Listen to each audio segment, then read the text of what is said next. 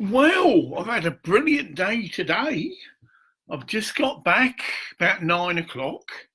Been to my library, Elgin Library. In fact, I did a little wee bit of a video there.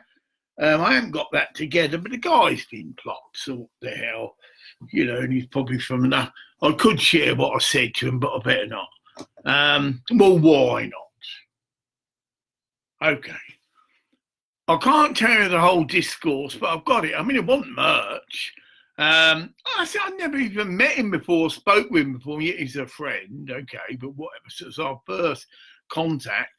And my discernment is sharpening right up. Everything about my being is sharpened up. To give you an example, I was in the bus station, I could smell the Coca-Cola that someone had spilt. All in senses are being enhanced. That's physical senses. It's now 9:30 and I haven't eaten, okay? And I'm meant to be a diabetic. And anyone who knows about that, you go over a couple of hours and your blood sugar drops and it's nasty business. But I'm so right. The Elgin Library's become my second Findhorn foundation. Yeah? Oh, I used to love going to the Blue Angel Cafe, but it was always crowded and there's all these people who've just done a workshop and it was getting a bit noisy in there. And this is my last instance. I'll quickly go over it. So it was a visitor. It wasn't a member of staff that was running the shop, right? So maybe I wouldn't have got served, you get me? But anyway, right, yeah, the plot thickens, doesn't it? There probably was a ban on me before I'd even done this incident, which wasn't an incident, if you follow me. But yes, see what I mean? I'm sharpening so up. I mean, I know we can say this ego and spirit, but okay, but I'm moving in it now.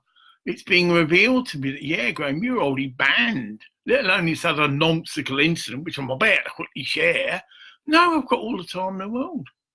I just come on it, well, here we go. Right. So I go in and it's not a member of staff. They often do that, use volunteers and whatever. It's good for them to get, it's a good thing to do to work in a cafe because you meet a lot of people, right? And if you knew. So anyway, the nice guys there were, and they'd quite a good, exchange with them. I was talking about water. Yes, I was into water even then. Well, I've been for a while. I'll just have a pint of water. I brought some stuff. Let's get it. I bought pint of milk, some of those lovely almond things you get. A bit naughty, but it's a rare treat. I don't eat them every day. Come on. But every time I visited the foundation, there's some beautiful handmade cakes and these beautiful almond things. I think I had one of them. I had another, an apricot thing, a lovely thing with apricot in the middle, because I love fruit, right? So I'd have that. I think I had a pint of milk, but I didn't have a meal, or did I? You know what I mean? Like a sandwich. I had a coffee. This has made a bit of a joke of that. Yeah, I'd like a big latte coffee, but leave the coffee behind. You get me? In America, they do that, sandwich, but leave the, there's all this trip, easy, might be. They go and it's all together and fast, and the guy's got to grasp what the fuck they're saying, right? Leave the rye, leave the thing, and stick the thing in on your mouth, so chuck everything out, and I'll just have a bit of butter. I'll just have 2 slices of bread with a bit of butter on them, all right? It was that ridiculous, but it just came a trip. Everyone was doing it, and it's turning up to these sandwich bars that are instant, right? And it's all, they couldn't just have the fucking thing as it on the menu. They had to have something, leave the thing and chuck that in, and I'm high today. This is what I'm sharing with you. No drugs. Well, I ain't got it. This is pyramid water. Yeah. And I just have a very simple prayer. every time now. So I take some water. I gave a demonstration of this in the previous video. It's a demonstration aimed at psychiatric workers. So I don't have to do that. But I mean, if I get asked, I'll go and give an active demonstration. And I said, look, all you need to do is instigate a water dispenser, which a lot of wards have, and put a pyramid on the top, okay? And orientate it north, okay? Then I shared that the pyramids you can get now are very sophisticated. You can, if you go online, you'll find that you can get pyramids that are made in a mold, but they actually have some of the material of the Pyramid of Giza included within them.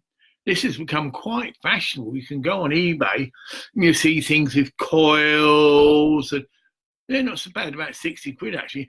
Various things that have covered, metal filings that have been found, all within the pyramid, get it? So this is mixed massing energies, okay? A new form of alchemy, okay? And people are obviously experimenting, because they can read all their books and say, well, what if we put this in a pyramid and that? I might add metal in, supposed to be good, okay? The Russian research clearly stated that, so maybe that's a bit of a scam. But, people buy anything, tell them, sell sand to the Arabs. Some people can, right? Oh, yeah, man, it got this coil in it and it does that, and yeah, oh, yeah, and it'll alter the vibes in your bedroom, okay?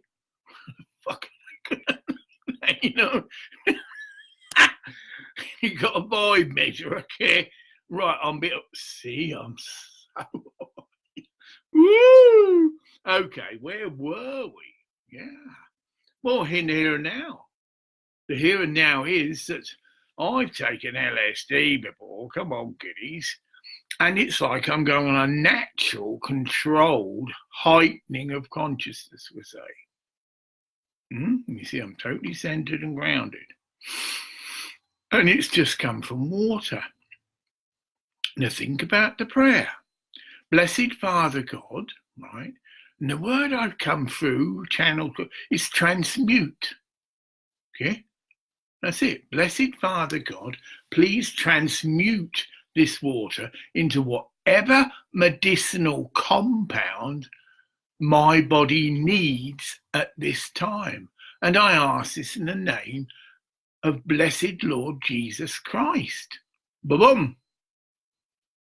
Again, get some of you intellectuals, a medicinal compound, transmutation.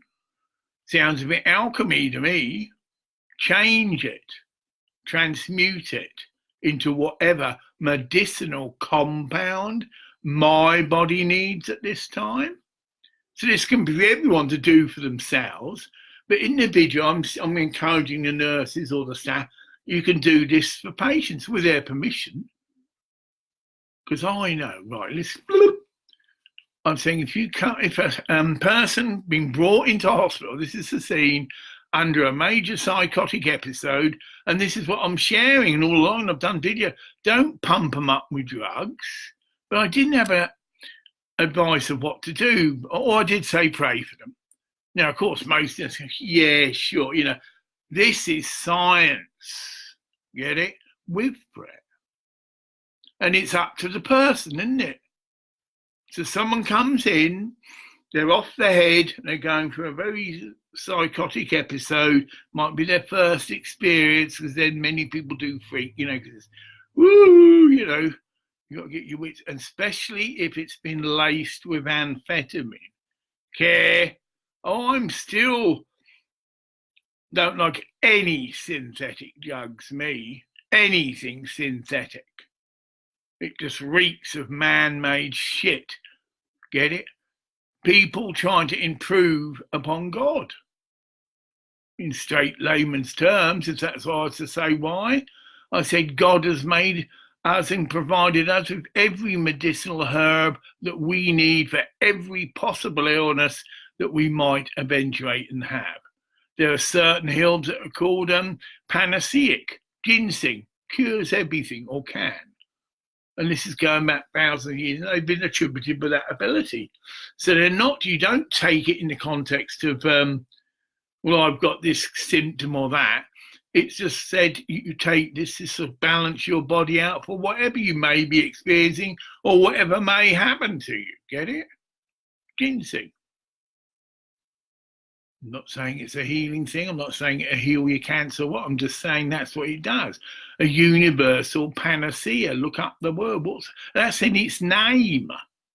Panaceic or something, ginseng. So it's been that well established and known. You're talking about even when the plant was named. Yeah, literally that. Well, what should we call this then, John? Oh, it's ginseng panacea. Because it's all in Latin or whatever. Okay, fair enough. And it's good stuff. Natural. If you can get hold of the roots. And it's not that expensive. I mean, you can get things like a whole root, not pickled, but in a solution. So you've got the David counterpart. Yeah, it's the whole plant. The leaves are gone and whatever. But yeah. They know what they're doing, the Chinese. The percentage of people in China that actually take conventional drug therapy, or what we in the West promote, very low. All of them are on what's called traditional plant medicine here because of the low cost of living, or whatever you want to word that high, whatever. They couldn't afford Western drugs if they wanted to, okay? Or they could, but get ripped off, okay? And they're wise, and they don't go for it. That's what the Chinese are notorious for, right? They'll take a Western invention, look at it, see how they might be able to improve on it or copy it, and do it better and cheaper, okay? Especially Japan. Oh, yeah, I mean, their products are brilliant. You know, all the Japanese motorbikes, when they first came out, were far ahead of the British shite that we used to have. And no bike would argue on that. It's true. We used to have still a mechanical means of doing the timing. Yeah. And they brought in CDI. It's like an electronic thing that does the same thing. More accurate. Doesn't go out. It was a joke. BSAs used to break down all the time. It's part of the fun for some people. Well, you know, they carry all their tools and, oh, my timing's gone out, you know, and stop fucking fixing it. But it's fun and all right. And that's it. I'm trying to make everything humorous, ain't I? Right. So I used to love it. But when the Japanese bikes come, I said, fuck this, because that's the way I think. This is far superior, better, reliable, blah, blah, blah. Electric start again just wasn't a thing we had. We had to kick them over and all this shit and set bloody things and they'd flood. And you got this bollocks in about, right? And then it might hit a start. So it really was a case of dedication. You get used to the bike, know where to set your choke, and if it's cold weather, you'd give up altogether, right? Fuck it, ain't gonna start in this, right? Reliability, my arse, right? But mind you, could argue not meant to bike in the winter, right? But even so, any Yamaha, Honda, or whatever would blow the testicles off anything else on the road at the time. And that fantastic bike, credit due, the Honda 90. Here, the concepts in that little bike, 3 gears, but you didn't have a clutch, because when you pushed the pedal down, it did the same function. So it changed the gear and in a sense caused a clutch. Well, it wouldn't be called, well, it was. The only word you can do is call it a clutch, but there is a mechanical term for it. And that's way ahead of its time. Later on, the same mechanical system was put into cars. I had one, right? A smart car. Seriously, what you could do, if you had an open road, obviously, put your foot right down, get it, and then change up. You go up or up, right? No clutching. You had optimum acceleration. It's so impressive. I was coming out of Inverness Airport from one of my little jaunts around the world, as you do, and I got the car out of the airport car park and whatever. And I got on the road, and it was early in the morning. If anyone knows the A96, we're not talking about speed here, but we're talking about acceleration. I mean, obviously, a smart car would probably top at about 92, just under 100 miles an hour. But the acceleration, if you knew how to drive it, it was solid. It was a known term. It's what racing cars had. Exact same technology. Put their foot down. Nothing lost. Because in the ocean, that's it. This is in the action of just pushing the gear stick forward. It did both functions perfectly. There's no way you could physically do that. And it was so impressed. I did overtake this plain car, but they stopped me as policemen. I thought, oh, well, I didn't know that's how plain car.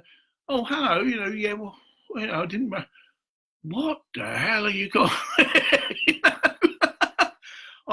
We had a brilliant conversation. I said, oh, yeah, this will be right for you boys because it's deceiving. See, little smart car, but whoa, it could out-accelerate anything, I would say. And that's because of the technology. And we had a lovely chat, and I might have just been speeding, but whatever. But we left as good mates. Because I was actually I'm now selling it to. I said, "Oh, this is brilliant! You guys ought to have these because they're better. Because that was their job, you see, to be in a plain, plainclothes car. No big police thing on it, and they could sneak in amongst the people, and you get these idiots at the traffic lights, right? And they'd be waiting there in their little smart car." And everyone went, smart guy. Yeah, in fact, they'd even think, no, that's some funny here, right? And if there were restrictions, I mean, in Thailand, what a Mickey Mouse that was. I didn't enter into it there. I mean, you do. Oh, no, it's a joke. Because they didn't even have good road sense. Overtaking on the inside. You just don't do that, when you take your test. Because all the hazards of doing that, the person can't see you, the person might decide to turn left. It's a no-go. It's instilled in you. Don't overtake on the inside. They were. I had to really, if I turned off to go to where I was living, looked in my mirror and I had my indicator going well before the junction. And I did slowly creep across and block them. Right, excuse me, I'm turning left, you have to go round. Because I could have got boxed out and have to go about another 3 miles up the road. Because there's roadwork to get round to come back. So I was well cautious. And I've got some funny bad vibes, but no, who's got the right of way? Get it? Someone's turning left, you have to wait. You certainly don't overtake them on the inside, get it? And if there'd have been any accident, they'd have, would they in Thailand? That's the thing, they'll stick together. Farang cut me up. Care? I was indicating, cut me up, yeah. I had to swerve to miss the bus and all this shit goes on in the police station.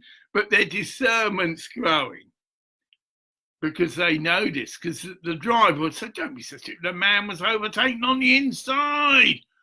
Say that. Yes, I did see him in the mirror and I did have the indicator going and he ignored it.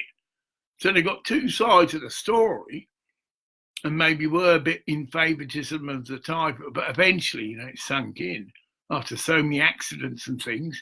And they may have even changed. You change the traffic rules, no one takes a test. Yeah.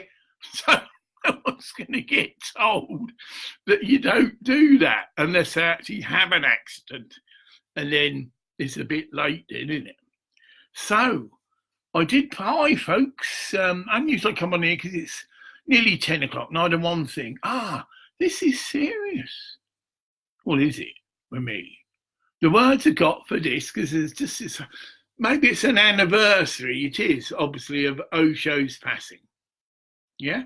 Loads of stuff on there. Oh, you can actually see him dead. He's laid out on a thing and he's going to be burnt, and all his devotees are celebrating because that's probably what he told them to do. Yeah, he told me, I'm not dying, I'm just going on and celebrate at my passing. But on an egg, it's not, not exposed, but I like to know the truth. I've heard from various sources and in the grapevine and through my guides then, that he actually died of cancer. Now, I don't know that, so I've asked them, or someone that will see that, did it? And then it's up to each individual, get it? Well, hold on, cancer's a nasty condition, and it's actually the disintegration of the cells. It's certainly got karmic implications because the body is eating itself up or destroying itself. And one would assume that someone on the spiritual path, that would be a no-no. But, you see, I'm being the devil's advocate. There's also cases of people who were very spiritually pure, but did have quite disabling conditions and couldn't heal themselves from it. I mean, I'm one of them. Well, I don't know. What you want to say here, boy? Well, my legs got miraculously better. I've walked quite a distance today. My diabetes would normally have me going into head spinning if I hadn't eaten after a couple of hours, because your sugar level drops. I think it drops right low and it's dangerous. I've just had a pint of milk. It's 10 o'clock. And the last meal I had, was it 12 o'clock, midday. Why? Because I went to the cafe there. This is part of what this spiel is. As good as any Blue Angel food and better. Because again, it's not to do with organics. It's to do with the people who prepare the food. Get it? Yeah. And these are lovely, spiritually pure people. They're not new management, but they're new helpers. I can suss that. Beautiful young girl. And I had a bit of query about something very helpful. It's to do with me mobile phone, actually. I've decided to, I ain't got it here, but I've decided to use it. I bought this quite expensive thing, about 400 or 500 quid. Can hold 2 cards, so you can have both an Asda and a Tesco. You get me SIM card. Got lots of little features like that. But it wouldn't, I couldn't get it to log in. Because this cafe is in the library, and the library's got its Wi-Fi, right? And I've clicked into the Wi-Fi there. You do just put your name, it recognises you, and that's it. You're straight in. No code or anything. It's brilliant. They've upgraded the whole thing before I was there. And so you're getting the same Wi-Fi. Admittedly, it's a different machine, but whatever. So I'd get so far as it detect the modem, click, got it, and it had a symbol that's showing it wasn't locked. So you didn't have to put a password in, but that's the way they've designed it. And then it contradicted itself. You are now connected. Okay. Press the thing to go next. You are not connected. Okay. And you couldn't open it to go or go anywhere. That's it. That's the initial thing you do, And shared it with this lassie, because one thing I'm not too hot on is mobile phones. Never had one. I've had one, but it was just in case of emergency, and it never got used. She'd have it in the car, and if you broke down, it's useful, obviously, and that. But no, I'd always either use Skype. Well, that's it, Skype. I never use a landline. It was there just in case people wanted to phone in, and you've got to pay for it if you're behind the modem. You know what I mean? It all comes in. So yes, you obviously have a landline phone. It's a means of people to contact you. But I never use it to phone out. Skype's always been perfect for me to speak to people all over the world. And then, of course, you got Messenger. Get it? So you can actually video talk to people, but you must have the right equipment this end. That's what I'm beginning to suss. Many people here just have these silly little mobile phones. Some of them, they can't get a video connection. Bless them. So you're literally talking in the dark. Okay? And that can be a bit risky because you can't see the person. Okay, you can get vibes, but it's a lot better a video conference to me. And anything to do with Black Unicorn, you know. Again, meditating, we don't have to meet in the same physical place. This is very common practice. You have a video conference. And some people, if you hire a room, the Morrie Council do this. You can hire a room, have a really nice camera, and you can be linking up with people in Aberdeen, as an example, and holding a conference. Well, obviously it's controlled, but, you know, someone wants to speak the thing and they can speak, contribute, listen, you know, but they can see everybody. And there's probably a means where you can press a button or something to say you'd like to speak and you're given like a green or whatever, but it's well together. And it's a great way because people have eye-to-eye contact. And you get people opening up and contributing that perhaps wouldn't. Because you don't feel you're on the spot because you're sat with a group of people, you're looking at the camera and the thing, and then it just comes your turn. And it's not like you're asked, but you're indicating you can speak now if you want to. And then they can even say, no, I've got nothing to say at this juncture. But it's good, they still contributed, you get me, but, you know, nothing now, please, sort of thing, and whatever. But that's how the theatre of unemployment can be run, set up. Because people have said, well, if you've got all this bad vibes of all the people in Scotland because of the instances you've had at Findhorn, and people have put a lot of bad rumours about or whatever, then no one's going to really come forward to you in Scotland or where I am, right? And I said there's about 3 people, that's all I know now, maybe 4. Because I don't need to know someone's name. You know, you never forget a face. And if I put my mind to it, there's lots of familiar faces. But they don't, it's all generally people that aren't officially part of the Findhorn Foundation. They don't do the administration of the facility. Because that's us. It's a facility that people can come to. And it's like a hotel in a sense. Yeah, the rooms are clean to get you. And there's departments that do that. And that's it. You know, spick and span, like Mr. Caddy would say, right? Everything's spotlessly clean, but that takes labour. And it's generally, it is done by the members, unless they pay someone off. Okay, cut the meal tickets, do my shift, right, and whatever. They've got their own currency, which is a good thing. And all the shops obviously contribute to that. So you can get like it's like a little bit of money, but so that helps exchange a lot easier. And you get a meal ticket again. So you do a bit of work, and if you just want to just get 7 meals together, you know, you're okay for the week, aren't you? And you can do that with very resourceful, lots of little things. You know, people cut people's hair, you know, thing, and then you've got all the guests that you can milk, right? Rich tourists who are, you know, well, dare I say, got less money than sense. Because, I've done that on the BBC, so why not the Findhorn Foundation? And I said that, you know, and this is in the spirit. Any organisation that is ripping people off, that's a no-go now. You again, see, if you justify it, all the ridiculous things, but we pay our staff very high wages. We're not like them out there. And we like to pay them a good wage so they can go and do workshops, get it, and whatever, and eat organic food, get it. Although saying that it isn't. You can get an organic meal, because that's what the meal ticket for you, for a very little bit of work. You know, if you did it, I mean, I used to get meal tickets for rinsing out the, what you do, shoots. That's the thing at one time. Bean sprouts, sprouts. So they'd have this whole, just a section of sprouts.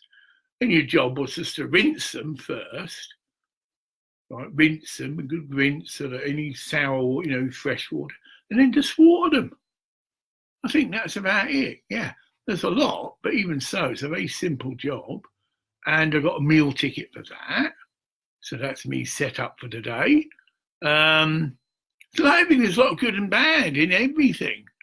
I mean, some brilliant things there, of course. It's a brilliant display facility for environmental things. I've explained it once before. Brilliant sewage treatment exposition, because it is actually doing it, but it's just like a big greenhouse, because again, there's your sun, and then it's just like a big pond full of these special plants, and the water passes through. And as it's passed through, all these plants eat or clean the water. And it can't even go in the toilet, it's a natural sewage processor. But correct me if I'm wrong. But that is, it's not just a water purifier, because you don't really need that, actually. Pass your water through a pyramid. Okay. Oh, yeah. And it's going to come. Pyramid water purifiers. Yeah. Because that's what I'm talking about. We go back to what I started this on, that I've done in the previous video, done a whole thing as if I'm taking a workshop of mental health workers. And I'm explaining them how simple it is, and this is for people that are initially diagnosed. But of course, if it works, you gets them out of psychosis, which it would. Of course, they still got to stay there a month and think of all the good that's being done now, because they're drinking pyramid water. Well, look what's happening to me over a period of a month or so. It's drastically transforming the whole of your form, because you are water, mainly made up of water. You drink pyramid water that has been blessed and purified, it will affect all the water of your makeup. Sorry. And if you've also just added one chemical, it's not chemical, it's got silver in it that's been added. But again, most people tell you know about things. Yeah, well, the water did have silver in it, but that's part of the pollution. So it's just, some of it is made into what's called colloidal silver, which is just water that's been put in a container with a silver rod. That's all do me number, that's what I'm being told. That is the silver rod. It's electrode, but it's solid silver. And it just screws, well, you can see it there, into this machine at the base. It takes minutes to do, you screw it up, clean that, wipe that after every time, but very easy. Just get a tissue and you just, that's very good. You basically just don't want to keep using it if it gets coated with a black slime, right? Because that means you are being lazy and you're not keeping it clean. But if you clean it, it will produce quite a large quantity of colloidal silver, which you can pay a lot of money for, believe me. You can just get a bottle like this and you're looking at £8 or something. Of course, they justify the bottling and all that, but you can't buy colloidal silver in bulk too easy. Looked around and they give you all this bollocks about, oh, well, it's got a very short shelf life and it's best to drink it fresh. Okay. Well, that's true to a degree, but think about it. The qualities of the silver that you've added to the water are killing any virus, any minute organism. There's probably other term, bacteria, all this, right? Gone. It's a fantastic water purifier. Okay. And if that's been put into your water, it's even on a chemical, it isn't, you know what I mean? A viscous thing, it's good. Because it actually is a natural antibiotic. And one of the few, well, the only one probably you can take all the time. Synthetic antibiotics are crap, and the medical profession know this. You'll go on a week's treatment, and if it hasn't cleared up, tough luck. It's not recommended. Or what happens is if you do keep repeating it, you'll lose your body's natural ability to resist illnesses. So it's doing no good at all. It can actually, cause your immune system to be not so much attacked, but removed, lowered. So it's not good to take antibiotics. And the doctors are having to face up to this because that's what they've been doing. But giving everybody antibiotics, coming with cough, that'll whack it away. Probably would. But no, it's like using a shotgun on a butterfly sort of thing. Overkill, butterfly, whoo, bang, Yeah, butterfly's dead, but, same analogy though. Putting overextensive chemicals in our body that our body can't assimilate and get rid of. And that affects the kidneys.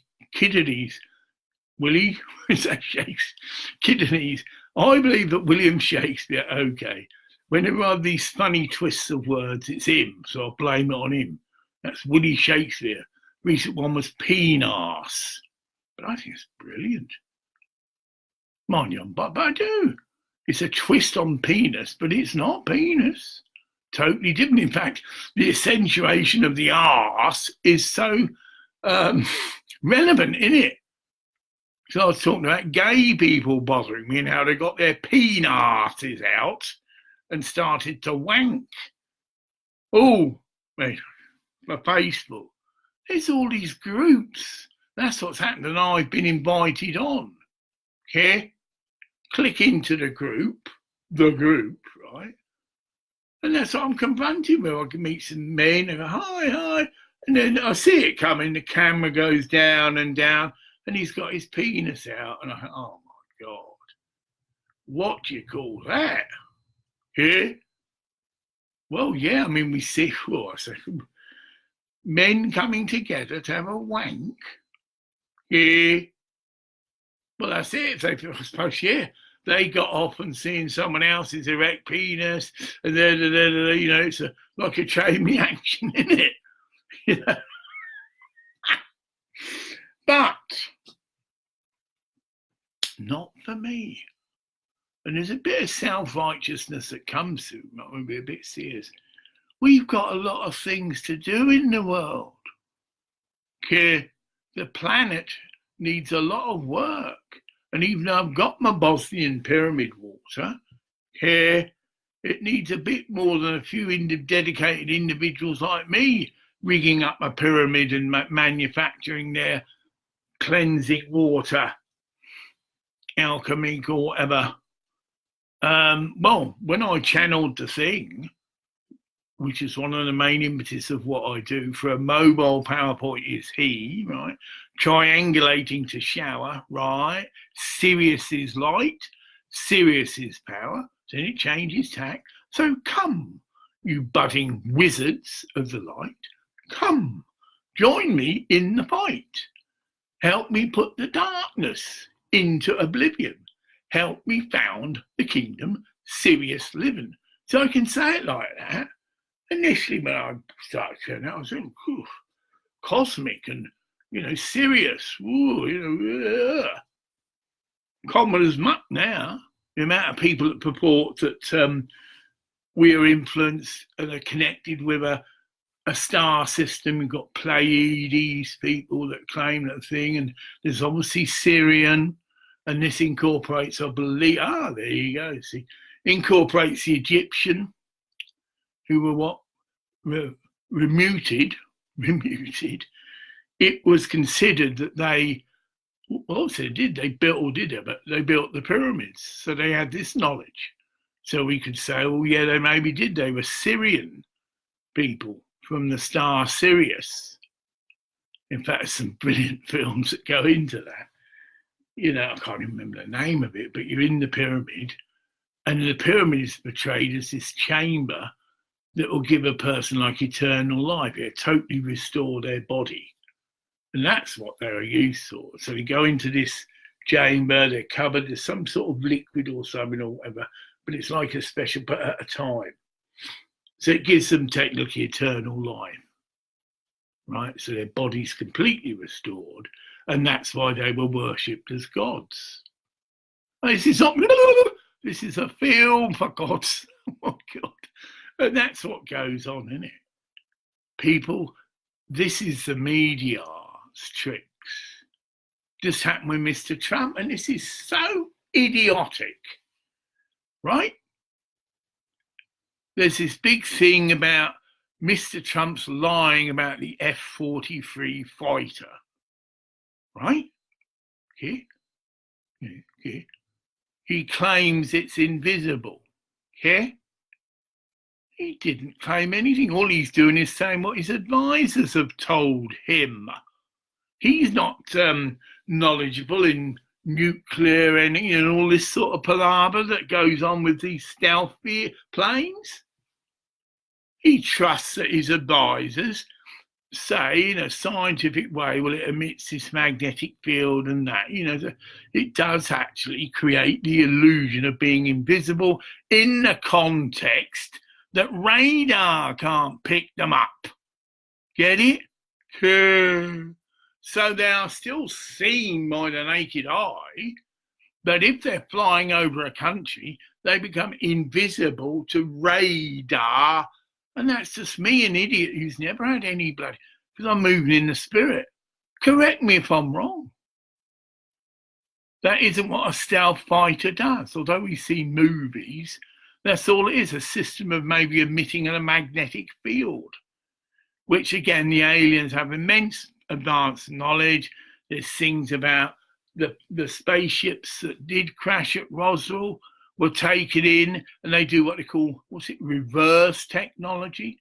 So they can discover how something is done by, in a sense, reversing it, and they get to see how it works, what causes it to do a certain function. Who knows? But the thing is, we're going back to Mr. Trump.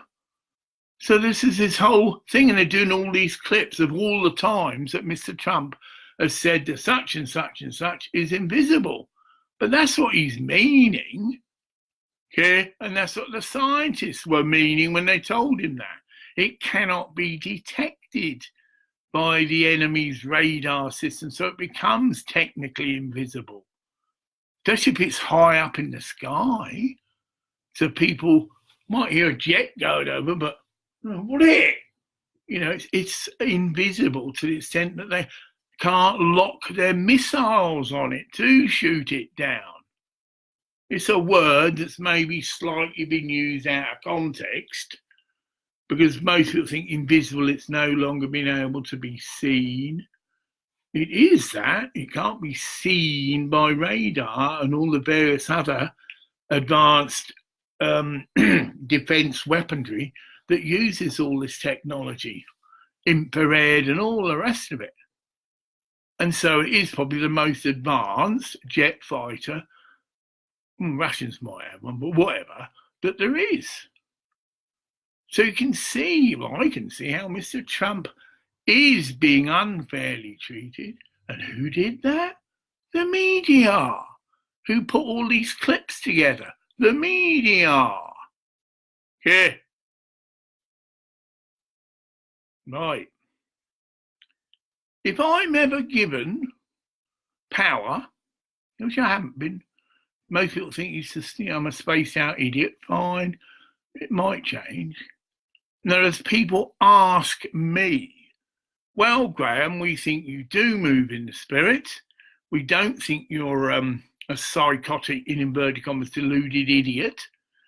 We do grant that you have some high level of discernment and you're an instrument for God's wisdom, blah, blah, blah, blah, blah, blah. And in humility, ask me things I could, in fact, bring through answers that are beyond my scope.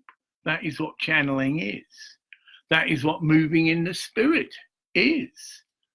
It's something a lot higher than you that can work through you. And that's what words of wisdom mean.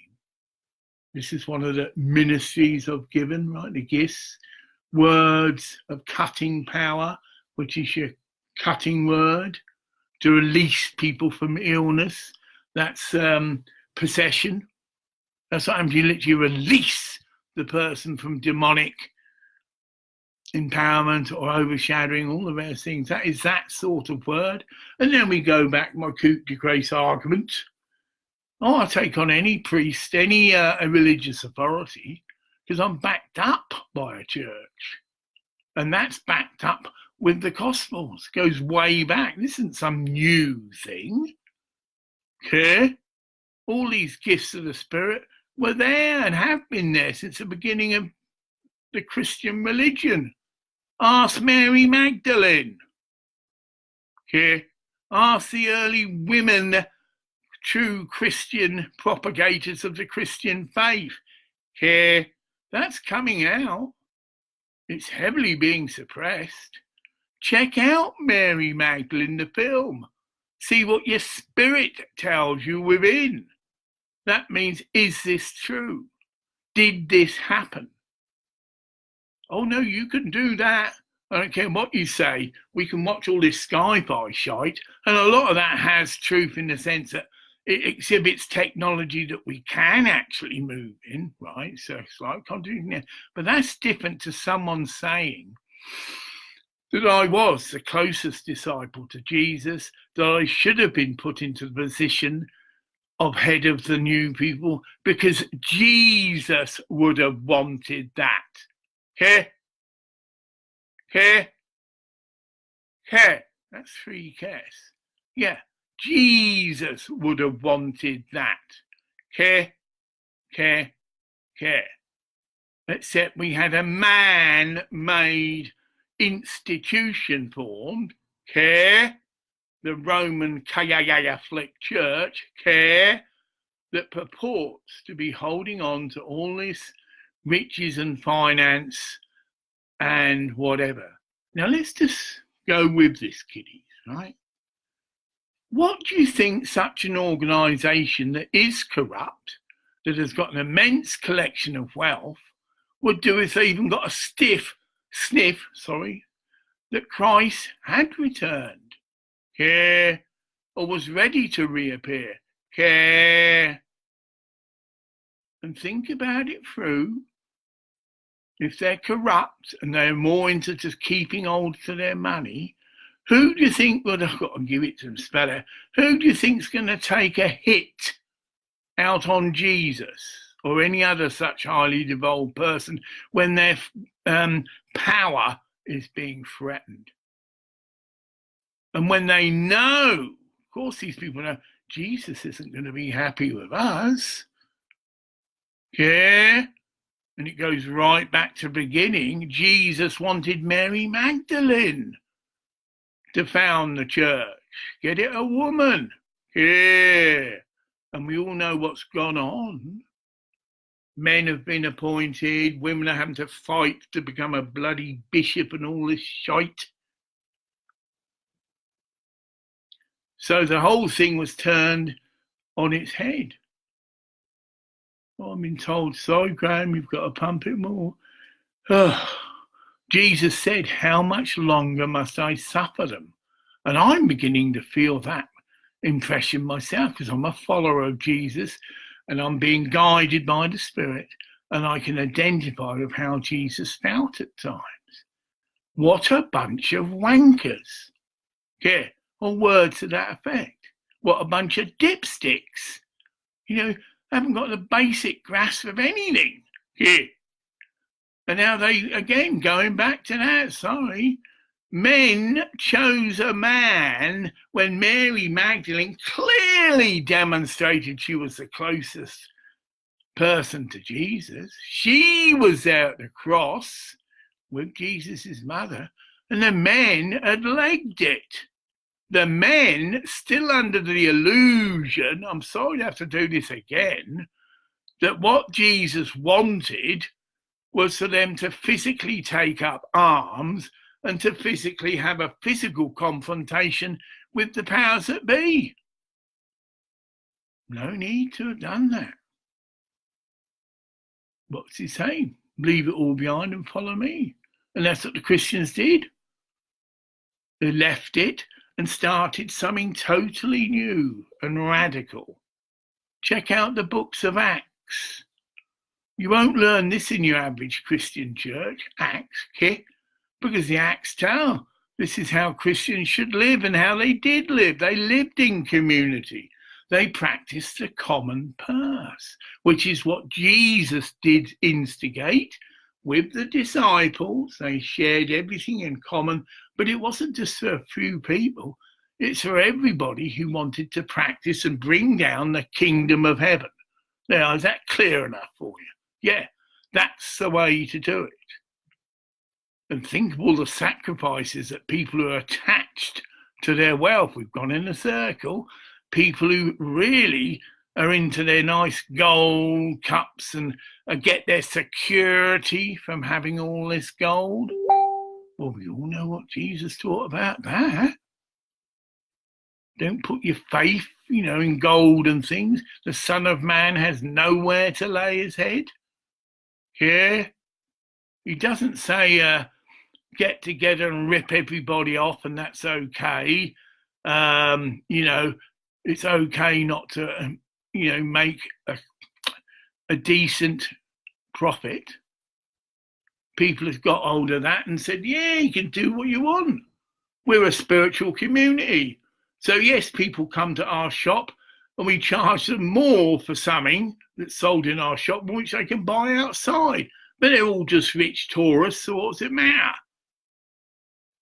Findhorn Foundation I'm moving into now.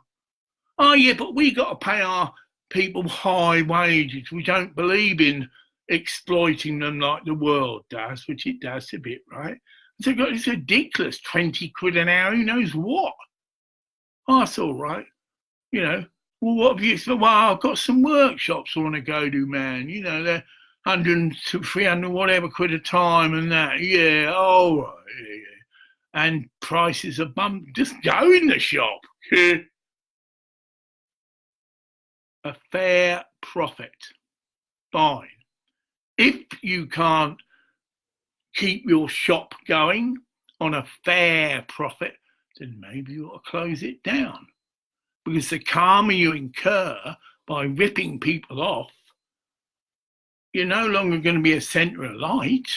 Yeah. And that goes to the Universal Hall and every other institution that's there. Public money went to build the Universal Hall. So it isn't the Findhorn Foundation's total ownership to use as they like. Mind you, I could be wrong about that because the contracts have probably changed. But £100,000 was given to the foundation. That's all in the papers. It's all general knowledge. And yes, part of that arrangement was, quote, the Blue Angel Cafe must be available and accessible by the public. So it's not just for your guests and people that come for workshops and other members. It is a place where the public are allowed to visit. And that's how the councillors justified giving them that money. So imagine a lot of local people are kicked up. We don't fucking go down there, it's in the middle of nowhere. And, we've got shops and things near us and that, blah, blah, blah. And there wasn't a lot of people interested. Mainly council employees. From my own experience, that's all I can share. It's probably different now. You could, spot my mile a load of Morrie Council social workers and all the rest of it. Nice place to go and have their coffee. Got to work, right? 16 miles away, if they're based in Elgin, right? And impress their friends, all the nice cakes and all things. Yeah, it is. But if you're meant to be working and going on a tea break, okay? Or you get an hour for dinner, all right, Graham, all right, yeah. But the point I'm making, any facility that has in any capacity a publicly owned facility, this is where the law, obviously private things can think, they should be run in that fashion. So we've got the BBC, we own it. There's a bit of a thing put in there that the Christ will use the BBC. Well, you see, well, if it's not corrupted, get it? But that's been prophesied, and it's in the Lucis Trust teachings. As far as you can discern that, you couldn't end up coming on Facebook. Okay? Well, nothing's fixed in stone, but it has been said, and people have interpreted it. So, oh yeah, go to the BBC, and we've got to maintain the BBC as the finest broadcasting instrument there is. But it doesn't entail that you pay DJs £2.25 million, as an example. I'm only using that as an example, but I know it goes right through the whole system, TV presenters, because it was made public. And I think if the public are given the choice of having better facilities, so we can have a thing like Facebook, I shared this, where people can go on and have brilliant conversations. It's like having a 500 channel TV. Yeah, there's so many different things going on, and you can jump and pick and choose. You've got the choice. Anyone who can get a computer like me can be on it. Fine. There's no discrimination unless they F and blind or, you know, start showing their penis, which, right, yeah, then that there is obviously behaviour limits and people can be thwarted for doing that, so it's soon be weeded out. But even so, and we'd have a 5,000 or whatever channelled service that is live, dynamic, and to a degree as far as the technology can allow, but it can be, you know, people can be interactive. Obviously, if you've got 200 people watching you, it's got to be controlled. You know, you can't have everyone speaking up. You could have little mini votes. So, hi, we've got 500 people here, because the person not being presented can see that. I've got an issue that's just come to me, and we can have a mini vote if you like. You know, we're just sounding like you do with anything political things. They can do a thing, but we could do that far more often. I've got this suggestion that the BBC is ripping off the people and that most of the people there are far overpaid. You can discuss it, like I've been doing, giving examples, and then there's a vote. Yeah, very quick. It'd be obvious if it was a very much a, how can I put it, bigger percentage of people said, yes, we do think that. It can be noted, and that again be fed back to the politicians and more thing. I mean, this is going on with charities. Yeah. I mean, we've all heard this, but right, I entered into this thing about UNICEF, meaning I just put a little thing in the comment box because someone shared about, didn't say rip off, but such and such earning 100. I didn't even know this person was. He quoted him, but I didn't know it's Henry. You know, earning £100,000. Now, I hadn't gone into the structure and it didn't mean anything to me, but my response was, yes, it might be corrupt, but I don't think it's a good idea to discourage people from contributing because the children are going to suffer. And then I've expanded on that, saying, well, look, if you've got the evidence, which I haven't, but you know, I'm doing this, right, and get together with other people and do something to get it changed. Because it is technically a public body again. It's all about, you know, the United Nations is put together by whatever. So it's technically a public or a public institution. That's it. It's not a private thing there to make profit.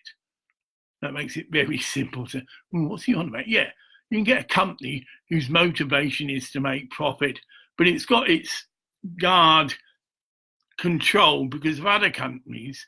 And so, you know, competition, that's the logic that people would use.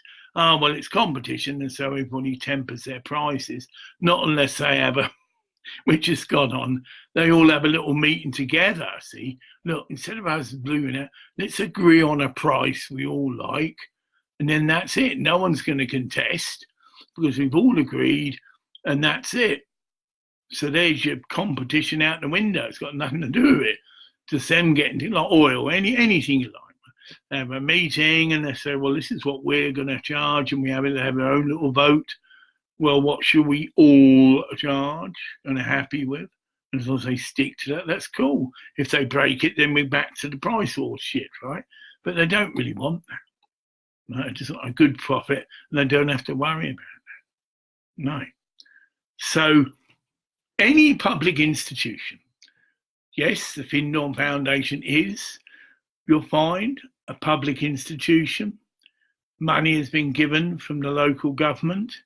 The only way they could get round that is that they pay back the community an agreed sum, I think it's only 100,000, but of course with interest and there's other things, right? Then they can do what the hell they like. Literally. Thank you very much. This will not be now considered. It's your little trip, and the public will advise that it is that, and they can go if they wish, but they will be expected to be ripped off, just like a public warning. You can go there, fine, you can buy the books, and yes, you do support the community and you don't mind paying really high prices. That's your choice. It's freedom, isn't it? You know, you pay your money and you get your choice. But for some of us on the other motivation, who are working on the highest level, we're doing this. Why? Because, again, we're back to the Lucis Trust teachings, and some of you might say, well, I don't fucking... Fine, you don't, but a lot of people do who purport to be spiritually aware, get it? Oh, yeah, the Alistair Bailey teachings are the dog's bollocks. You know, you can't get a higher source of knowledge of this, and it is prophetic, and it is channeled and by a Tibetan master and all that, rare. And there are loads of people who follow that path, right? And do accept because they studied the reappearance of the Christ. So we're not now talking about glamour. Oh, that's another one which ties in with all this BBC stuff, right? Glamour, a world problem. Right, we go back to why is a certain DJ paid £2.2 million? Because he can claim that he has created an audience of so many million people, and it's the biggest audience watched, listened to show. Okay.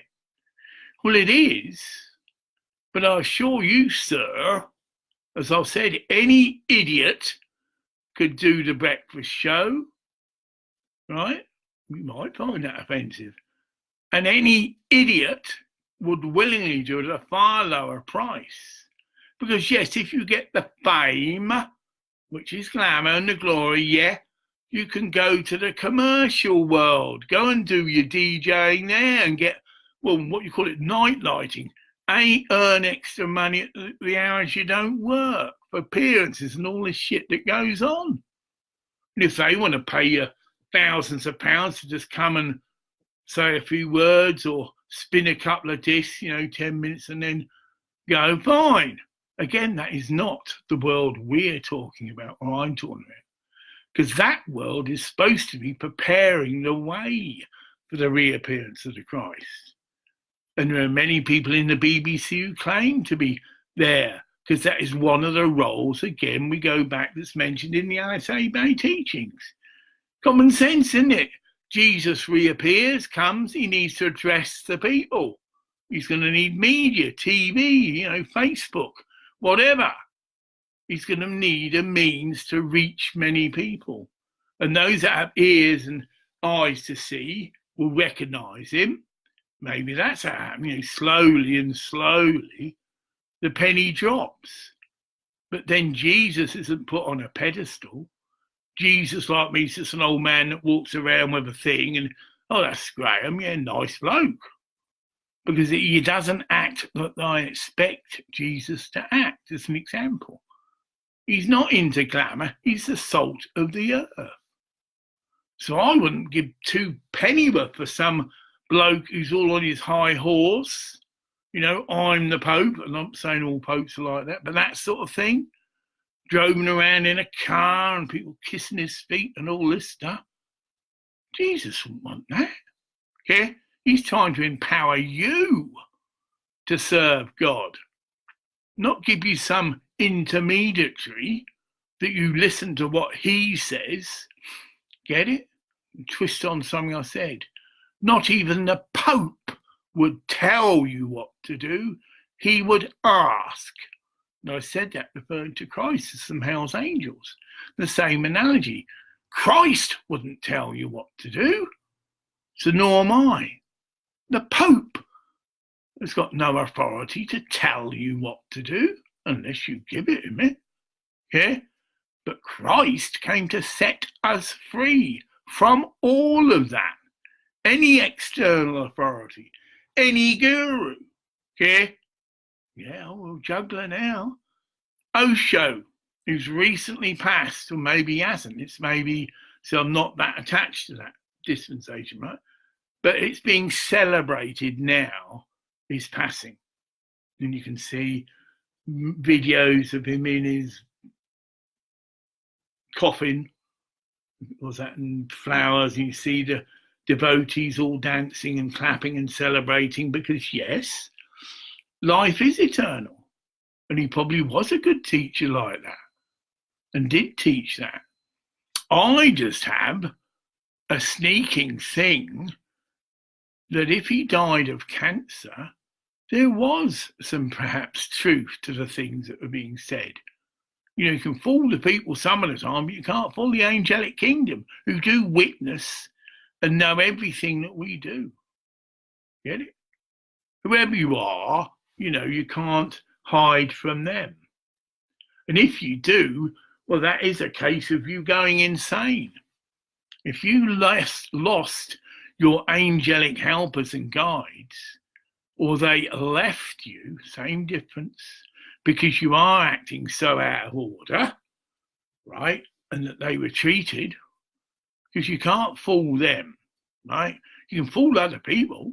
Oh, yes, we're a spiritual community or whatever it is, and oh, yeah, we're definitely instance light and that, and yet things are going on that contradict that. You can apply that to anything, foundation, the Roman Catholic Church, anything. Oh, yeah, the church, you know, Roman Catholic. Well, hold on, what about all this sexual exploitation of children by so-called high-up ministers in the churches? Weren't just Joe Bloggs members of the Roman Catholic Church. These are people purported to have understanding and anointing of spiritual issues. In other words, awareness. If you're aware you're not your physical body, your sexual desires go right out the window, because you know you're a spirit living in the material world, sting's coming in, right? You know it. It's not an intellectual theory. It's not something you can quote from a book. You get me dead, fake, Mr. Trump, fake religion. Give me that old-time religion, good enough, right? Yeah, fake religion. So it's called a religion. You have all the structure, and you have certain elements of a spiritual life. There's worship, there's meditational techniques, and you're told if you can do this and do that, and you're given all these freedoms of, yes, you can do this and have this sexual thing, that's fine, and we chuck this couple in a barrel and because they've got problems, and it's literally like rape. She's naked and she's got to learn to give you sex if that's an issue. My wife doesn't, whatever, right? Because we could go all over. But I turn that round. If Osho did have cancer, I would be very wary. Or he wouldn't be a teacher I, even though he's dead, right, approach. It's slightly tainted, shall we say. Oh, I've got illnesses, but they're actually healing. Yes, I've got diabetes. So I shouldn't be saying this because the money miraculously healing, but you can't know that. But yeah, walked, been down to the library today. I haven't done that for months. It's not a year or so. Whoa, gone all day. Oh, it is now. It's nearly 11 o'clock. I've nearly gone 12 hours without any food. Unheard of. Even a normal person, 12 hours without any food. Well, maybe I can. See, I know about fasting. Yeah, fasting is a great way to connect in with the spirit. Just fasting and drinking only water. I've done it.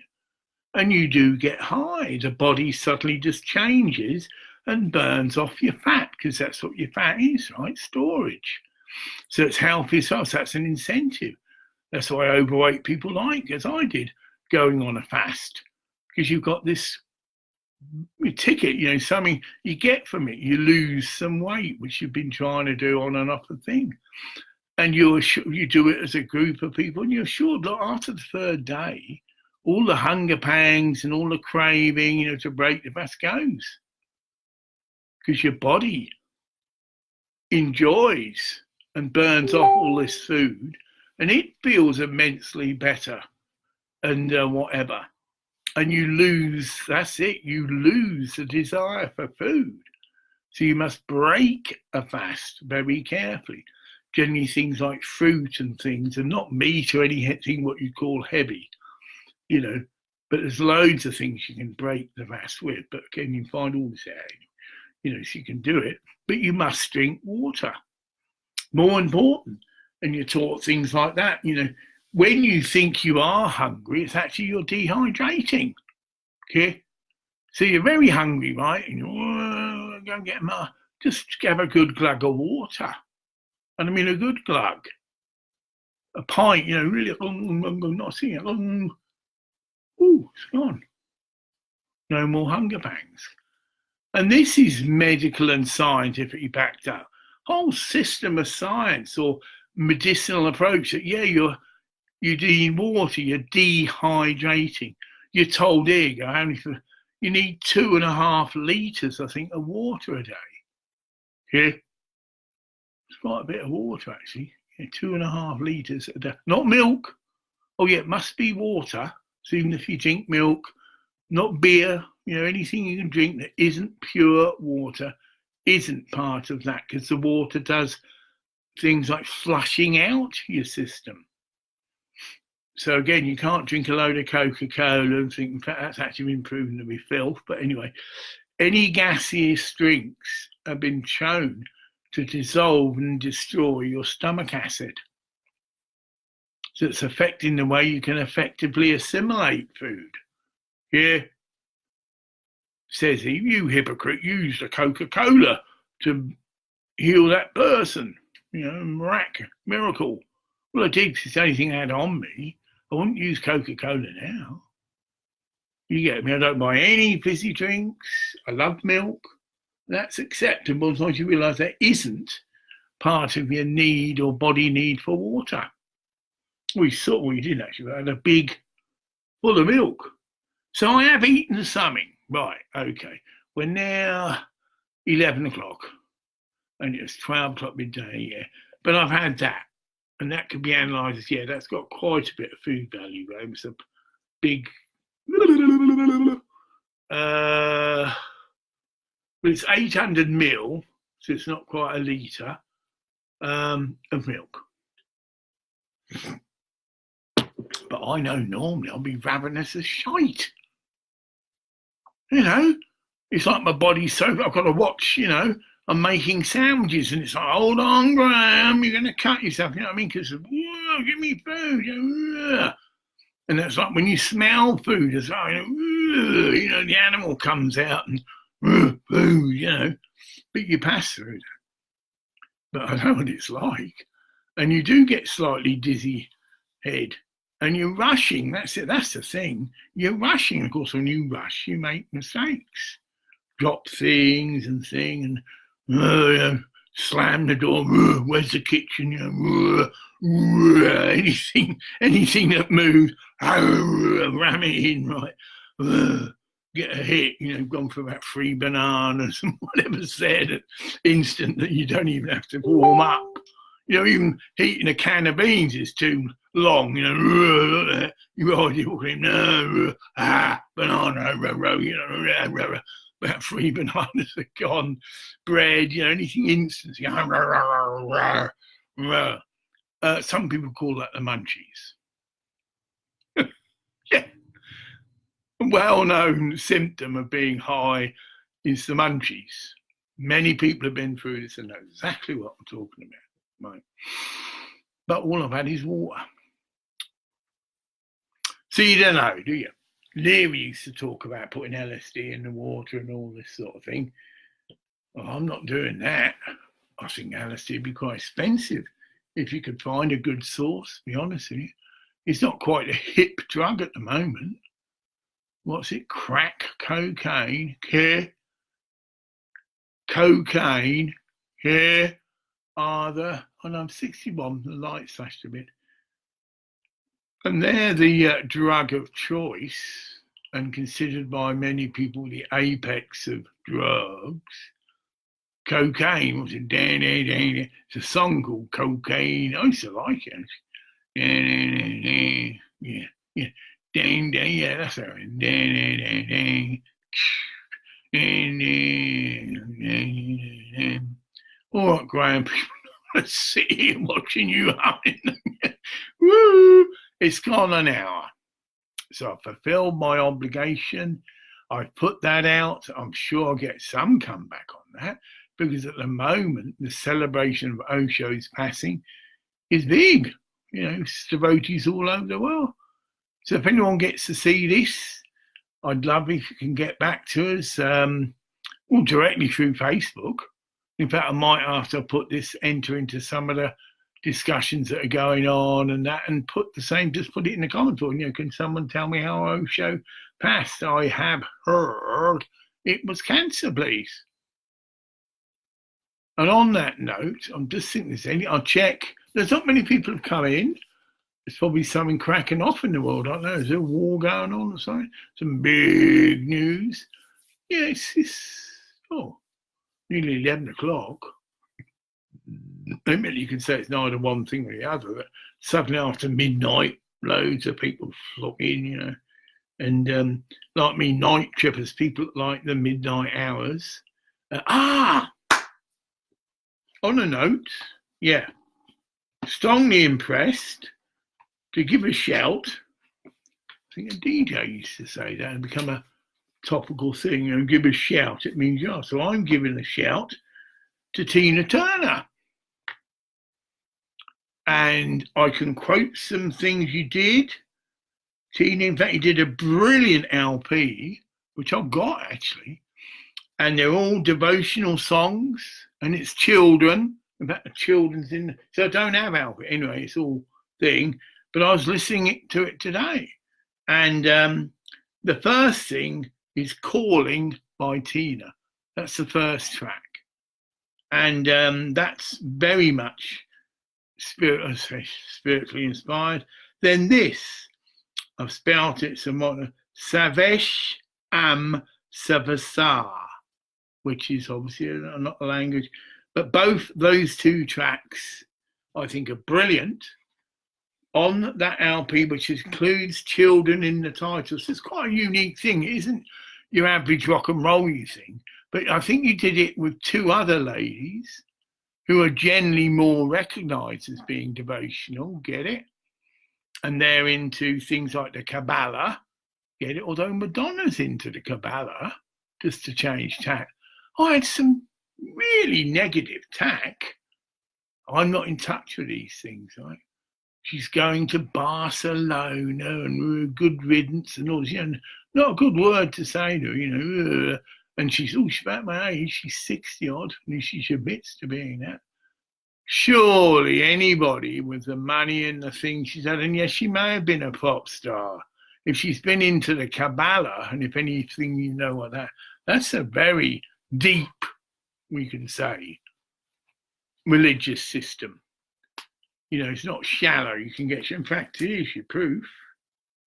I did sing on this. I carried this about with me because I was a member of the, I've just found my key. I thought I'd lost that, but I haven't. It was in this. There you go. And I've talked about this, how, that's interesting. The Anna Bekoff, which is in the middle, right? So job.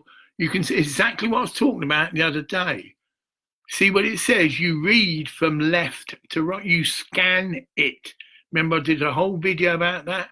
And that is this famous prayer, which is described as being very beneficial for the universe. And in their system of teaching, it is like the Om Mani Padme Hum, but even more, right? That's what's on this prayer wheel here. That's been by the side of my thing, and every time I start a thing, I give it a go. I don't know how many prayers are on it, but it's a beautiful wheel anyway. And that's been helping to cleanse, because that's what a prayer will do. It's they're like rays of light, they are. With the right equipment, which has been done, you can film a prayer wheel, meaning you can see the energy coming off as light. And it just obviously is spun out and round. So every time I do that, I mean, it's designed to be on a table. You can get prayer wheels that you go like this, which I've got one. This is how conventionally people see a prayer wheel. Right? Beautiful one, see that crystal stone, the crystal on the top. It's a bit of a thing to get going. Okay, I'm on the telly, come on, well, that's it.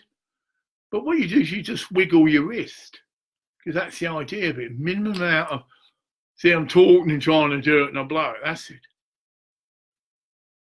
And I think there's 10 million on many hums in this, because again, it's state-of-the-art technology. It's got a proper bearing, quality thing, beautifully made by dedicated people, and it's all microfilm. Again, using the up-to-date technology, whereas the original older ones were obviously all written on scroll. Were very limited. This obviously had microfilm on it. And if people can read that, I'll do it again, who are the Kabbalistic persuasion, that is supposed to be, correct me if I'm wrong, the Antibiotics, which I've just, best I can pronounce, done. In fact, while I'm here, except I ain't got my glasses on me. Oh, I am. Where have you got it? You're wearing in your dipstick. Okay. Because I have to, anything I read. This is the, might not pronounce it right. Oh, it's also got the 72 names of God. It's brilliant. And you're told to take it around with you. It carries power, protection, whatever you believe in. And it's all in, yeah, the Antibiotics, might not pronounce it, it's B-E-K thing, known as the 42-letter name of God. The Antibiotics is a unique formula built of 42 letters written in 7 sentences of 6 words each. It is one of the most powerful prayers in the entire universe. Get that? Not the world, universe, right? Encompassing the power of creation and giving us the ability to transcend this physical world with all its limitations. Well, I agree with all that. Literally removing all friction, barriers, and obstacles. We can recite or scan the Antibiotics every day as many times as we want. I like that twist of the universe. Yeah? You're not just the powerfulest prayer in the world, the universe. Yeah. So I was, as was Madonna, part of the Kabbalistic teaching system. Now anyone can see that. She's not this shallow dipstick, cock-socking, whatever. She may have done that again. I'll go off and oh no, see, nothing's. I'm open-minded. Yes, I've seen videos of her backstage with her crew, because one of her shows has loads of artists involved, a bit like the Fear of Unemployment. She has dancers, get it, hundreds of them. She's giving young people an opportunity. That's Fear of Unemployment. See, taking artisans, brilliant people a gift, giving them the exposure because she's the head of the show. So people would come to see them or see them who wouldn't normally see them because they're coming to see Madonna, okay? But her shows have always been full of actresses, dancers, whatever. And she is like their teacher. You see her get gathered around and they have a prayer before they go on. Which, okay, that's incorporated by many things. Football stars do all this business and we're a manager and you've got whatever. And she's very open about her age. Like some people don't, try and maintain. Oh, shut up, Graham. Certain woman performers, it's a classic case of mutton dressed up as lamb. Over makeup, and they can't see it. They're so beglammed by their own glamour. Then you can see, white, literally, caked full of makeup. So all over everything, because they're into perfection, right? And nose has had blinking, what's it, like it said about Mick Jackson, plastic surgery, again, totally into the body. But a true beautiful person, my tutor, check out the photograph of my wife-to-be and her daughter. Every time you just look at the daughter and the love that is pouring out of her. Mind you, it's me taking the photograph, but even so. There's no other word I can use. You've got this beautiful little lamb. Get it? Not the sort of thing that a sexually come-on artist wears, these tight skirts. No, she's beautiful, but doesn't need to do all of that. In fact, most real men are turned off by that. Well, I certainly am, And I think, God's really blessed me. I've met some of the most beautiful, my other Thai lady as well. An incredible person, a single mother who has brought up one child who did do the classic thing in Thailand, got her pregnant and fucked off. He wasn't going to take responsibility for ploy and, pay money for a child. No, I was just here to fuck her and got what I wanted and I'm going. That's why the Thai government rightly says clamp down on farangs. And we wonder why we're called farangs, because we've abused them. We've gone in nearly, classic example like Tahiti, beautiful, loving, open women and unscrupulous men who in real life would never be able to sleep with a woman like that, but because they're different, okay. And then the same analogy, a lot of them had children, they fucked off. Okay. What are we? Oh, I'm over the hour, well over. I can pack up any time. I'm just quickly thinking. There's no questions. Oh, I've done that bit. Finish that off. I'm just checking little books that I do now. Take notes if I come across. No, that's it. Tina Turner. And the first song is Calling by Tina. Well, Tina, I'm calling you.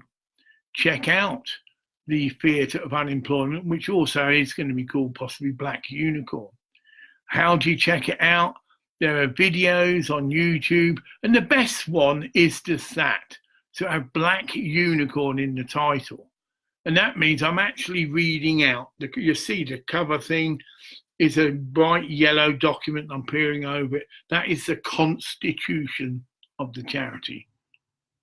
And that's really enough. I mean, you might want to check me out as a person and you can watch all the other stuff.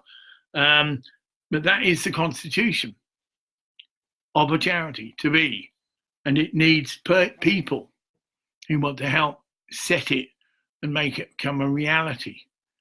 And I have been guided to focus on women.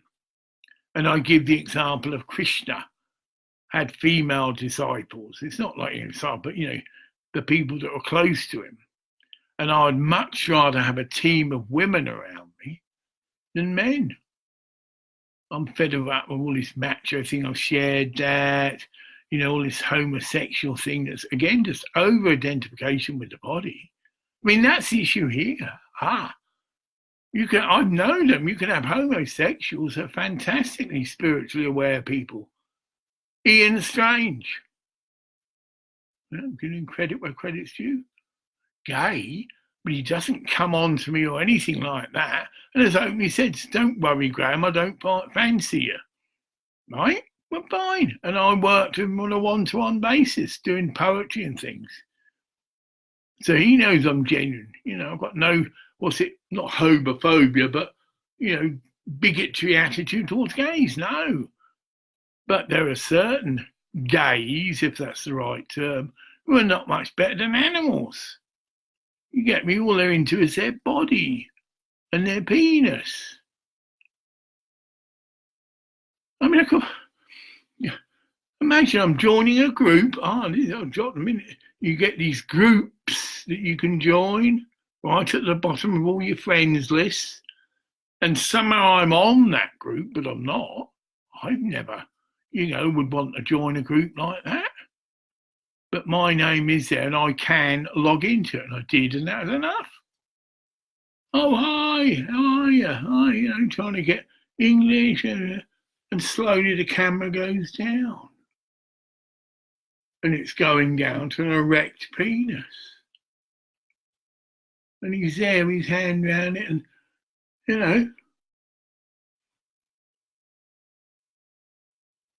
Well, it's obviously got to unfriend that, isn't it? I mean, there's blocking. But there is also, they are associating me with this group when I'm not. So anyone else looking into it, oh, Graham Clark's father, oh, he's a good guy, you know, check this out. So they're abusing me again. They're saying that I'm part of the group when I'm not, because the only time I went to check it out, I was aboard.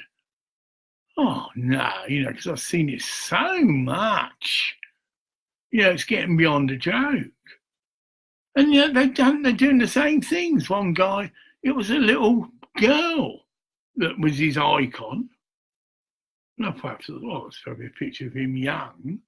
So again, that's not right, you know, and when he came as, well, the ugly man, no shirt on, that's from where I got it. That I did used to pose as some photographs without my shirt because it is so bloody hot in Thailand. You get me? Your body would sweat and it'd stick. So I always used to sit around with no shirt. We'd have the air conditioning on, but it's more comfortable. Of course it is. If you're sweating 10 gallons of shite, you know, imagine your shirt gets all sticky and that. You've got to take it off anyway, so I just never wore one. When I was sitting about in my home, although we had air conditioning, it still shows how hot these places are. Whoa. And it's like sitting in a sauna. Yeah. So any opportunity you get to cool off, which is to jump in the sea, and that is very popular activity. And that's why scooters are brilliant, because you hardly wear a shirt and you're going and all the wind's blowing you and keeping you cool. You stop, you'll boil up in seconds. You know what I mean? You actually stop and you're under the sun. Even the Thai people have sunshades and very rarely walk around midday because it is so hot. Well, I'm going to answer Mary Ossel, just a matter of interest. Oh, there you go, habit. I declined. So sorry about it, but I have done that before. I've entertained someone. I don't think there'd be anybody else now. Yeah. So I am now feeling hungry, and it's 11 o'clock. So I'm going to have an ravenous. I'm just having sandwiches. Oh, butter, white bread, okay, but really fresh. Boiled eggs, which are broken and sliced. I've got these slices as a layer of egg, and then a little layer of tomato, fresh tomato, right, and an inch of salt. And they are absolutely delicious. See, now my mouth watering. Not, you know, something meat, isn't it? You know, a big leg of chicken, they're greasy, there. And I shared when I went to the cafe in the library, fantastic food place. You get freshly made soup, whether it's skink or various things, but it's made. You get me, it's not tin wrap or whatever. And you get a big sandwich, but I mean big, ridiculously thick and really full of food, and a salad. It's got all your stuff and a little portion of crisps and a little thing of dressing, but not really sweet and sugary. I'm going to answer, okay? Because I didn't last time. Hello, I'm ending up. Oh, hello, Mary. How are you? Oh, I can't see you, but I can hear you. Where are you from? Well, she ended it. Whatever reason, you don't know. It's a young girl, but that doesn't matter. I mean, it's obviously, we heard it, quite an oldish woman. Bless her heart, but she just got to get a hello. She cut it, not me, so whatever. And she tried twice, so you'd have thought she was quite keen to get a bit of a conversation together. Ah, she's back. Yeah, return, cool. Ah, got it. hasn't got the money, but I'm free. I've just, oh no, now what to do? I'm trying to contact her. Get it? Because that said return call. Yeah, I think she is a bit old. She doesn't, that is probably her trying to call me again. Oh, but how do I know that? Call ended. Oh, okay. It's her again. Yeah. Oh, no. See, the message comes through missed call, call. Get it? Ah, it's done that this time. So I'm calling her. Mary Ossel from, well, she looks, coloured, so it could be, we could have to guess where the person's coming.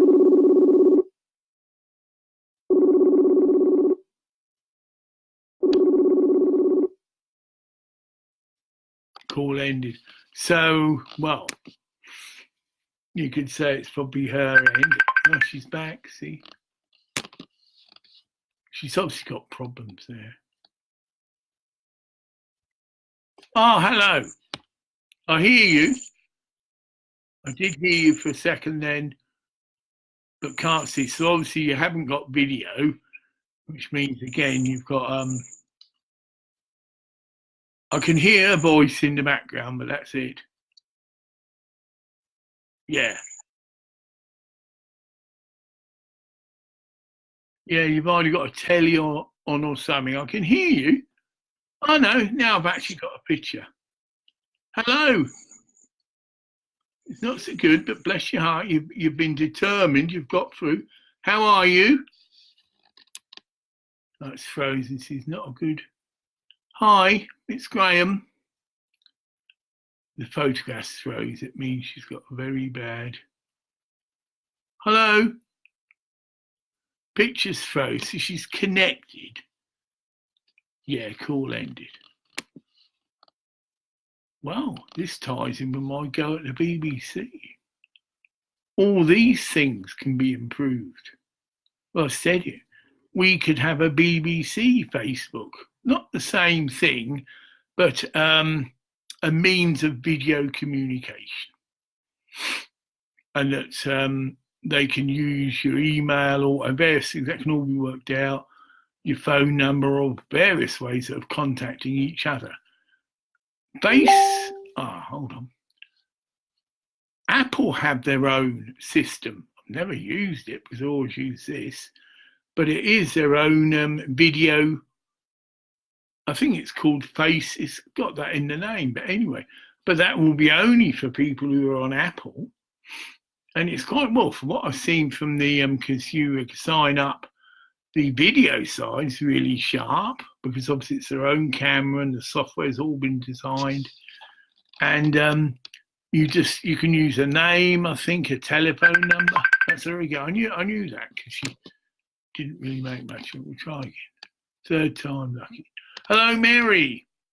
It's Graham from Scotland.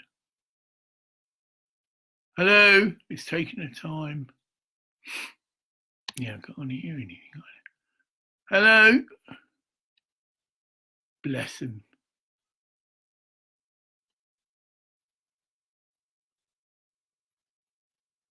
Yeah, it's a strong indication there's a serious need of aid for certain countries that are very poor and their infrastructure is shite. I had this with some I had this with some people in the Philippines, notorious, and yet one of my goddaughters from there. So miraculously, we've managed long enough to connect, but the thing was just like a cutout. And they try again. And she did have a camera, because I did see her face, but it changed and it froze. So it's like it didn't have the thing to actually continue as a video. Bless her heart. And I can only I can look her up and see where she's, I'd say Africa though, off the top of my head. And whatever. Well, it's an hour and 40 minutes. I am hungry. No one's got any feedback. I'm just look. If there is anybody still there, you just go to the comp mind again. See, you've probably just got a little phone and they don't have all of this. But a computer, you have a comment box and you can input. Well, that's what I'd like to do. Oh, change that a bit. I would like to get together some capital from the charity. So imagine a charity started. We are earning money. We're doing concerts. And I'd like to do a special deal with Apple to buy a whole bulk load of these mini iPads. They can't be used as a phone, but they're brilliant to use as a video phone, meaning iPhone. A brilliant shape, brilliant size. And I just put together a deal. You know, as a charity, we'd like to buy a bulk selection of iPads, mini iPads, ones that perhaps aren't even in fashion now because they have various models, as long as they can video, well, which it will. And we're going to donate these to people who, for various circumstances, can't buy one themselves, right? Or we, to raise money, can raffle some of them to raise money to provide iPads to people. You know, you could just go on and on and on. And, oh, there you are. So I'm sharing it, so I do it. Given the money, I would easily instigate something like that because I personally experienced firsthand the need. Mobile phones are no good, you know. Silly little image, and you haven't got all the control I've got here on a computer, which you'd have on the iPad as well. You know, alter your volume and all the rest of it. And this one's even better. I'll just show that. So I've upgraded it. You can get, so that's the mini iPad. You can see this is still, like I say, much bigger than any phone. But then you can get a keypad, which becomes, it's a case as well as a keypad. I'll show you that right there. And it links through Bluetooth and it acts as a stand as well. So you've got to do it quickly. It's like you've got a little computer. We have. Pulls out there. I'm careful. And that's it now. Oh, it fall. It won't, it's not going to fall. So you've got a keypad and a screen. So you're no longer doing all this business. Get it? Oh, think the advantage. So any information that you do it for a proper keypad, not a keypad engrossed into the screen. So it's far better. And I don't know what I paid for them both, but again, soon do a deal because the Sharker, it's called, company, just do a deal that you want so many case cover come keypads. Again, if it's a charity, get it, they give us a good price. We say, oh no, we're going to redistribute these to needy people who need to be able to communicate and have shown an interest already, but they're struggling with their, you know, pathetic little mobile out-of-date phones. Some countries, they have to pay for internet access. It's the way someone can make some money, so they don't own their own modem. They go to a cafe, but you charge so much an hour. It is cheap, but imagine it. That's what one person was saying. Well, she's saying, can you phone me back? So you can receive, but if you try and call, you are charged. Well, ladies and gentlemen, animals and budgies and whatever, I am going to get some food because it's not good to eat too late. But I could come back on, but yeah, if I eat food and get a big energy boost, I don't want to sleep because you've got to digest it and that. I might do another one in 2 in the morning, and that'd be equivalent to one I'd normally do at 6. So it's bye for now. Lovely sharing with you.